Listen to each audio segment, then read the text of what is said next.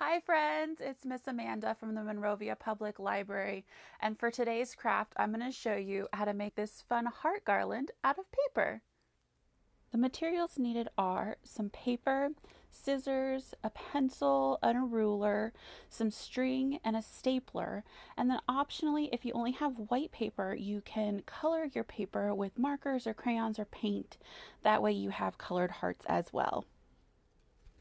The first thing that we're going to do is measure and cut 1-inch strips. So use your pencil and ruler to mark 1-inch strips lengthwise on your paper and then cut them out with your scissors. At this time, if you're using white paper and you want to color them in, go ahead and do that. And for the next step, you're going to grab one of your strips and fold it in half and give it a good pinch in the center so it has a nice crisp fold. And then you're going to open it up and bring in both of the ends and kind of give them two curves so that it makes a heart shape. And then once you have that, you're going to grab your stapler and staple the ends together so they hold that shape. And then you should have a heart shape just like that.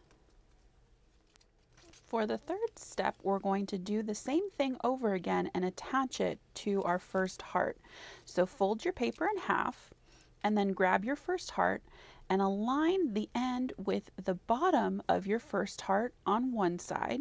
So you have one end on one side, and then you're going to bring your other end over, give it a curve, and also align it with the bottom of your first heart. And then smush them together, and you're going to grab your stapler and staple all of those pieces together. And so that should have your second heart, and it's connected to the bottom of your first heart. Now you're going to do this 2 more times with your other strips, or if you want a longer garland, you can make more strips and just keep going until you feel like it's long enough. But you're just going to fold your paper in half, attach it to the end of the previous heart, give it a curl, and staple it together, and that's how it goes. The last thing that you're going to do is grab your string and just thread it through your top heart.